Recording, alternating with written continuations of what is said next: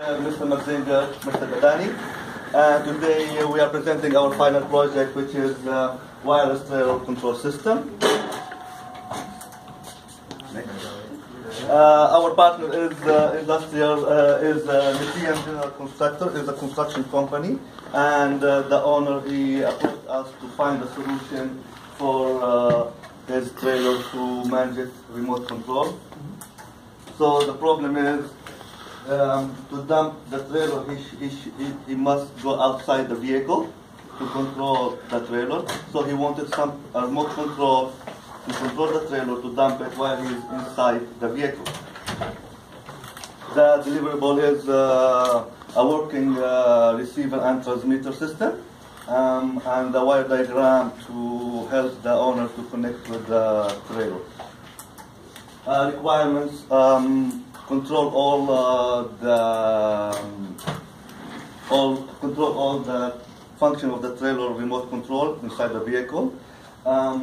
Establish a quick connection system, and my partner will talk about it, how we modify that.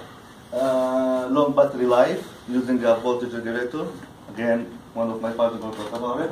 And heavy duty remote control case in terms of fall down or in terms of water resistance. And easy access for the bottom, because they are wearing gloves construction, so we designed it to get easy access for the bottom, and this is for saving it from damaging the gloves. And the safety on-off button to turn off the system completely. Assumption for this design is a low production. The other assumption is we guess the best transmission system that we use is the Bluetooth in terms of low noise, easy to connect and fast, and easy to configure and to install. And Mr. Dilani will talk about the materials and budgets. So I'm going to talk about the materials and the budgets that we use in this project. So this is the basic prototype, so there's lots of trials and errors. So the budget came up to $250, which we were expecting around. But so now we know how to make this stuff, so we can save a couple of $50 and make it around $200, which is a lot cheaper than the market price.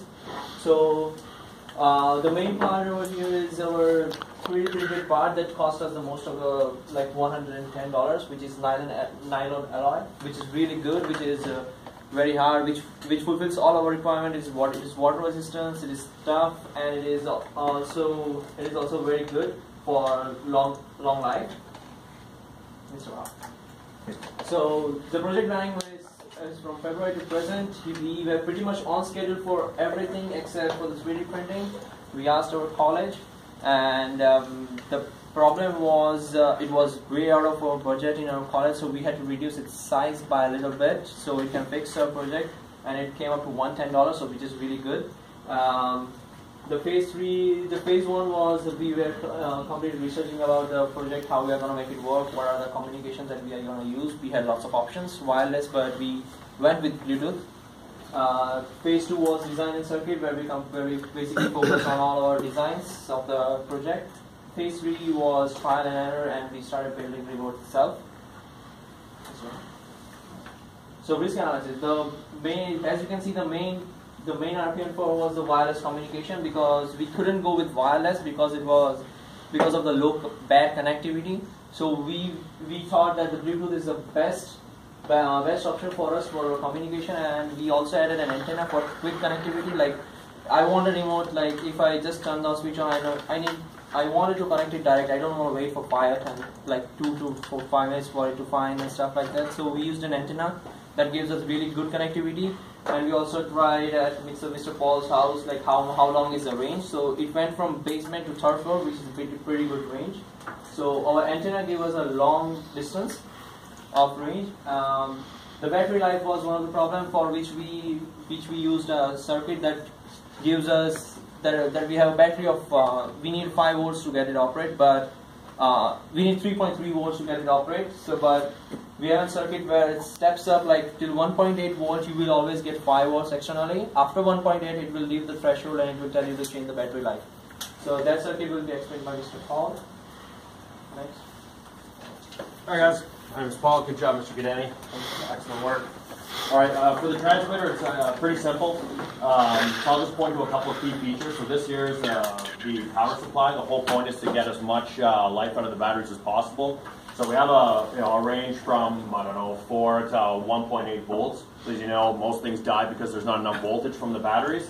This thing all it does is steps up the voltage. That's all it does. But it allows you to get more life out of the battery than if it were, say, to drop to, 2.5 volts and everything dies.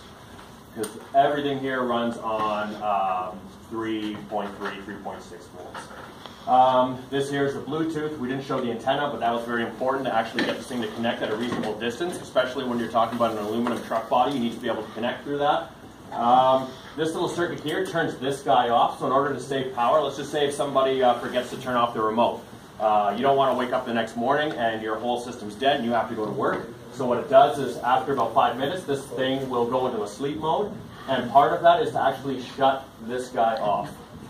So that is what this circuit is here, because this is actually the biggest user of power in the whole system. In order to wake it up from its sleep mode, you can see all these buttons here, and all these diodes actually go to a pin, which is measuring the activity of those buttons. We learned about interrupts in our class, and that's all that is. And then there's two lights here, the yellow being for connection, so it'll turn off once things are connected, and the red light if the battery's low, it lets you know that you should replace them soon, so you don't get in any trouble. Next, please. Receiver, very simple. This actually connects right up to the original wiring of the trailer, so all it is just a series of relays. This one is for a hydraulic pump, which has to come on when either of the solenoids are activated. The solenoid valve, so it's just, we're mimicking the exact function that the trailer had originally with its original controls, just with this. There's your Bluetooth up here, and again getting the signal, and then a small Arduino just to drive everything. That's it. And Mr. Patel's going to talk about the housing design. So it's just the basic design. These are for the buttons, and this is for the main button. These two are for the LEDs, which will trigger that, like if it goes below the low voltage, so it will tell you to change the batteries, and the one way is to just tell you that Bluetooth is connected and you can now operate it. Go to the next one. And, software, this is really basic. The only thing I can really say about this is as you're coding, we're kind of continuously testing with the hardware. So the first thing was just to get the basic function, get it to connect, get it to send commands. That's it. Once that was done, and you troubleshooted through that, then we would add the features like the low battery, like the sleep mode and everything. And that would just be added on, tested. Once it was good, you'd add on the next thing. So it was a very iterative process just from day one once we started coding, going through this cycle until everything was working as we'd like it to. So results and all that stuff, it's just like, let's do it quick. Like the goals were achieved by the testing. Like every time we are doing the trial and error method. Like all the basic design for the circuits and all that stuff was done by Paul and Baha. And for the for the testing, right now it's almost like we have created the 3D printed parts, and like it's just remaining to create parts to be produced. Go for the next. And yeah, we had the Trello application for the communications, so we can keep in touch and like have the, if we have completed our goals and all that stuff. And yeah, for the we changed our product after from the February, because we had another project on the December, but the guy Alan, he contacted us to create this one, so, and this was the best one, so we choose to create this one right now.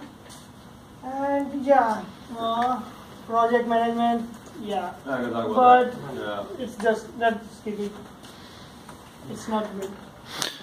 And yeah, that's like, so yeah, face-to-face meeting is really very required right now, because like after February we were very less active in these things. That's why our case is not ready right now, and that's all we have right now. So just be in touch. That's the main thing. That's all. Any questions? Yeah, and thanks to all our teachers for all your guidance. Yeah. All you